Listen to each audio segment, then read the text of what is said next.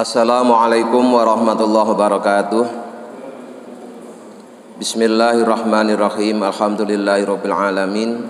Wa bihi nasta'inu ala umurid dunya waddin. Assalatu wassalamu ala asrafil anbiya'i wal mursalin Sayyidina wa maulana Muhammadin wa ala alihi wa ashabihi ajma'in, amma ba'du. Hadirin ma'asyiral muslimin hafizakumullah. Sore ini akan kami bacakan penjelasan tentang sifat wajib bagi para rasul yang keempat, yaitu fatonah. Fatonah itu bukan nama orang. Fatonah itu artinya cerdas. Wayajibu dan wajib fi haqqihim pada hak para rasul alaihi wassalatu wassalam apa al-fatonatu sifat fatonah. Wahia adapun yang disebut fatonah itu atakayyudu siap siaga li ilzamil khusumi untuk mengalahkan musuh dalam berdebat wa ibtali ta'awihim al-batilati dan membatalkan pengakuan mereka yang batal. Jadi begini, para rasul Allah itu adalah orang-orang pilihan, dan yang milih itu Allah sendiri. Maka dalam segala hal ya orang-orang istimewa, nasabnya istimewa, fisiknya istimewa, kecerdasannya pun juga istimewa. Karena cerdasnya para rasul itu dididik langsung oleh Allah, bukan cerdas karena belajar sama seseorang. Maka para rasul itu tidak ada yang sekolah tapi pintar, karena yang didik langsung Allah. Nah, untuk apa rasul Allah itu harus pintar, harus cerdas? Untuk mengalahkan argumen-argumen lawannya, yaitu orang-orang kafir. Jadi para rasul itu dalam berdakwah akan berhadapan dengan para ilmuwan ya, yang otomatis ketika Nabi menyampaikan sesuatu mereka akan mendebatnya.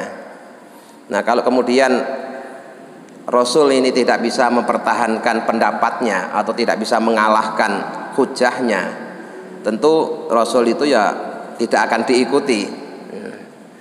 Maka kalau kita baca sejarah para Rasul, semua Rasul dan Nabi itu pernah berdebat dengan kaumnya, terutama di kalangan intelektual, dan terbukti para rasul itu dalam perdebatan selalu menang, ya, selalu menang. Pada pengajian yang lalu sudah sedikit saya singgung tentang kecerdasan Nabi Musa, kecerdasan Nabi Ibrahim, ya. Pada sore hari ini saya kasih contoh kecerdasan Nabi Yakub alaihissalam.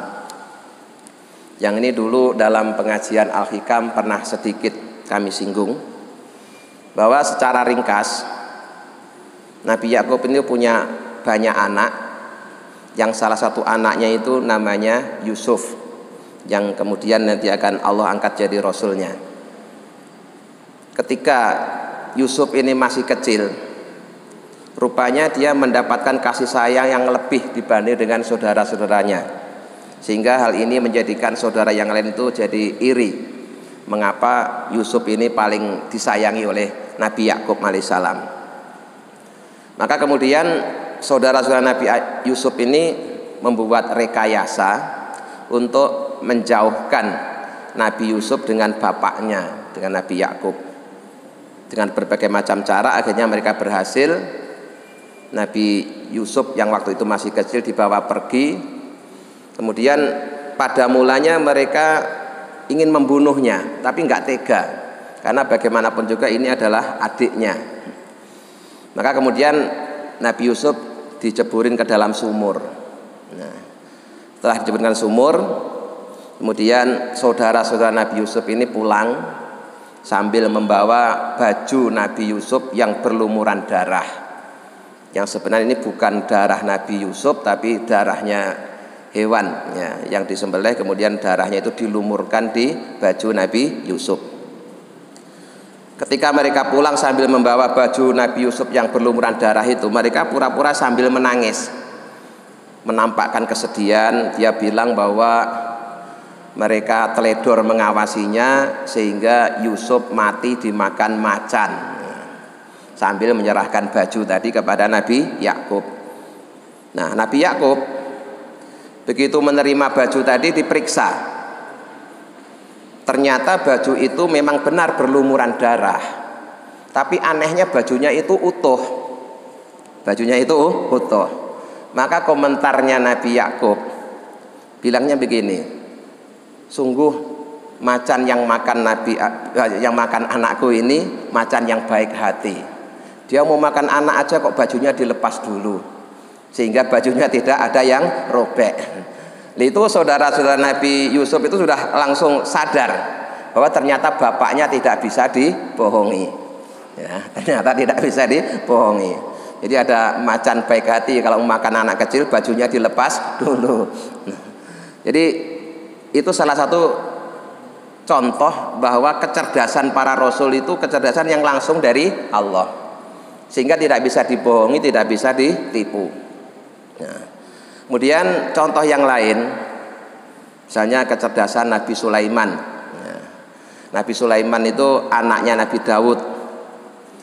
Ketika Nabi Daud masih menjadi raja, itu Nabi Sulaiman yang masih anak-anak itu sudah sering mendampingi bapaknya untuk memutuskan permasalahan yang dihadapi oleh Nabi Daud. Suatu hari ada seorang gadis muda yang cantik, tapi akalnya memang agak kurang, ya. Gadis cantik tapi akalnya kurang. Kemudian gadis ini hamil, ya, hamil tanpa diketahui siapa yang menghamilinya. Nah, ketika itu ada 4 tokoh, ya, 4 tokoh yang sebenarnya dialah pelakunya, tapi justru dia itu malah membuat tuduhan palsu. Dia melaporkan gadis ini kepada Nabi Daud bahwa dia hamil itu karena dihamili oleh seekor anjing. Ya, lucu kan? Jadi ada gadis cantik hamil karena dihamili oleh seekor anjing. Nah, pada mulanya Nabi Daud itu ya hampir menerima. Kenapa? Karena ini yang melaporkan seorang tokoh dan 4 orang, ya. Bukan sembarangan orang kan, 4 orang. 4 orang tokoh lagi. Semuanya menuduh bahwa gadis ini hamil karena dihamili oleh seekor anjing. Lalu apa yang terjadi berikutnya? Nabi Sulaiman yang waktu itu masih anak-anak itu minta izin kepada bapaknya, biarlah dia yang mengadili masalah ini. Lalu apa yang dilakukan Nabi Sulaiman? 4 orang tokoh tadi itu dipanggil satu persatu, Pak. Diperiksa. Benar, ini yang menghamili seekor anjing. Iya benar. Anjingnya warna apa? Nah, pertanyaan Nabi Sulaiman. Orang pertama jawabnya warnanya putih. Putih ya? Iya. Baik, udah kamu keluar. Panggil lagi yang kedua dengan pertanyaan yang sama. Benar, gadis ini dihamili oleh seekor anjing. Iya benar. Anjingnya warna apa? Hitam. Terus udah kamu keluar. Sampai ke-4 orang itu ketika ditanya itu ternyata jawabannya beda-beda. Nah, setelah dapat keterangan, kemudian 4 orang ini dipertemukan di sidang di hadapan Nabi Daud.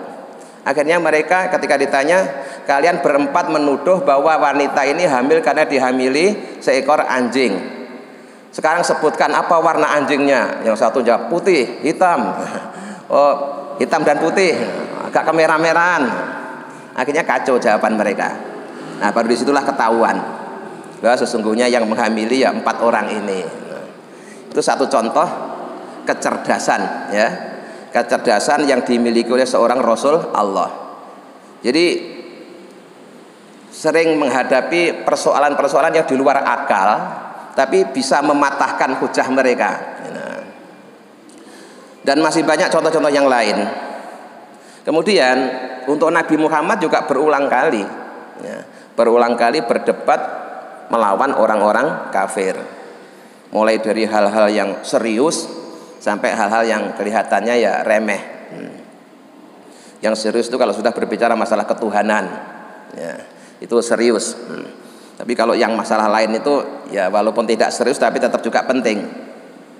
Nabi Muhammad itu pernah berkata bahwa ini, kita pun mungkin nanti akan protes juga, tidak ada penyakit yang menular, gitu. Ya. Nabi Muhammad menyatakan bahwa sebenarnya tidak ada penyakit yang menular. Lalu itu orang-orang Yahudi mendengar begitu tuh ketawa dia, wah bodoh ini Muhammad ini, masa nggak ada penyakit menular? Kan saya buktikan. Nah akhirnya orang Yahudi ini menemukan seekor unta yang sakit kulit, Pak, gudik, ya, sakit kulit. Kemudian unta yang sedang sakit kulit ini dikumpulkan satu kandang dengan unta-unta yang sehat. Ternyata dalam waktu beberapa hari satu kandang itu penyakitan semua. Ya. Akhirnya setelah seperti itu, terus Nabi Muhammad dihadirkan di situ. Nih Muhammad, lihat, katamu tidak ada penyakit yang menular, ini buktinya. Ini pada mulanya yang sakit cuma satu, tapi sekarang yang sakit satu kandang. Ini berarti kan ketularan. Terus apa kata Nabi Muhammad? Terus yang satu ini yang nulari siapa? Gitu ya. Yang satu ini loh ya, yang satu unta yang satu yang pertama kali sakit itu yang nulari siapa? Itu orang Yahudi tidak bisa jawab itu. Oh iya ya, lah maksud saya tidak menular itu ini ya. Yang pertama ini tidak ada yang menulari gitu loh. Adapun yang kedua dan seterusnya bisa saja dia ketularan, tapi yang pertama kan tidak ketularan siapa-siapa. Itu yang dimaksud dengan Nabi bahwa tidak ada penyakit yang menular. Artinya dalam menghadapi polemik semacam ini, dengan kecerdasan nubuah Nabi bisa mematahkan hujah mereka. Itu pentingnya Nabi itu harus cerdas. Karena kalau tidak cerdas, nanti dia akan kalah berdebat melawan musuh-musuhnya. Maka para ulama sebagai pewaris Nabi itu juga harus cerdas. Ya, harus cerdas. Kalau nggak cerdas, ya pasti nanti kalah ketika berhadapan dengan orang-orang yang menentangnya. Wadituha al-baladatu ayil ghaflatu. Kebalikan dari sifat fatonah adalah baladah, artinya bodoh atau lalai. Jadi Nabi tidak ada yang bodoh walaupun tidak pernah sekolah, karena langsung Allah yang ngajarin, dan tidak pernah lalai. Wa dalilu ala dzalika, adapun dalil yang menunjukkan bahwa para rasul itu adalah orang-orang yang cerdas, annahu lawin tafat anhumul fatonah lama qadaru ayyuqimu hujjatan ala khosmi. Seandainya para rasul itu tidak memiliki sifat cerdas, niscaya dia tidak akan bisa menegakkan hujahnya di hadapan para musuhnya. Dan terbukti semua rasul dalam sejarahnya kalau debat pasti menang. Ya, itu menandakan bahwa para rasul itu adalah orang-orang yang cerdas. Tidak ada rasul yang bodoh, itu tidak ada. Nah, sementara dalil naklinya dalam Al-Quran itu banyak sekali diceritakan tentang perdebatan para rasul dengan orang-orang kafir. Yang kemarin juga pernah saya sampaikan, ketika seorang rasul menyatakan bahwa Allah itu adalah Tuhan yang menghidupkan dan mematikan. Itu orang kafir tadi ngambil dua orang tahanan, ya, yang satu dibiarkan hidup, yang satu dibunuh. Kemudian dia bilang begini, saya juga bisa menghidupkan dan mematikan. Ini buktinya, yang satu mati, yang satu tetap hidup. Lalu apa kata Rasul tadi? Nah sekarang begini, Allah itu zat yang menerbitkan matahari dari timur, ya, kemudian menenggelamkan di barat. Sekarang kamu balik, bisa enggak? Matahari terbit dari barat, kemudian nanti terbenam di timur. Itu tidak bisa ternyata. Nah, itu satu contoh kecerdasan yang dimiliki oleh para rasul dalam mengalahkan argumen para musuh-musuhnya. Nah, jadi dari dulu hingga sekarang kecerdasan itu diperlukan, ya. Dan khususnya kita dalam memahami Islam, agar bisa paham Islam yang wasatiyah, yang moderat, itu diperlukan kecerdasan yang luar biasa. Ya, namanya wasit, penengah, itu harus punya ilmu yang lebih pintar dibanding pemainnya. Dia tidak bisa jadi penengah kalau dia tidak pintar. Jadi untuk menjadi orang Islam yang moderat itu perlu kecerdasan, supaya dia tidak radikal juga tidak liberal. Kalau radikal dan liberal itu modalnya cukup semangat saja. Asalkan semangat, orang bisa radikal atau bisa liberal. Tapi untuk bisa moderat, seseorang harus cerdas. Nah, supaya kita cerdas harus terus menambah ilmu. Maka kewajiban mencari ilmu itu kewajiban yang tidak ada batasnya. Sebelum kita wajib sholat sudah diwajibkan belajar, sampai kita sudah tidak wajib sholat pun masih ada proses belajar. Karena proses belajar itu minal mahdi ilal lahdi, sejak masih dalam kandungan sampai ke liang lahat. Saya kira sore hari ini sampai di sini dulu. Jadi ringkasnya, para rasul adalah orang-orang yang cerdas, yang kecerdasannya langsung di bawah bimbingan Allah Subhanahu wa ta'ala, sehingga dalam setiap perdebatannya selalu menang. Baik, untuk besok insya Allah akan kita bacakan penjelasan tentang sifat jaiznya para rasul. Bismillahirrahmanirrahim. Asyhadu an la ilaha illallah, astaghfirullah, nas'alukal jannata wa na'udzubika minan nar. Allahumma innaka afuwun tuhibbul afwa fa'fu anna ya karim. Asyhadu an la ilaha illallah, astaghfirullah, nas'alukal jannata wa na'udzubika minan nar. Allahumma innaka afuwun tuhibbul afwa fa'fu anna ya karim. Asyhadu an la ilaha illallah, astaghfirullah, nas'alukal jannata wa na'udzubika minan nar.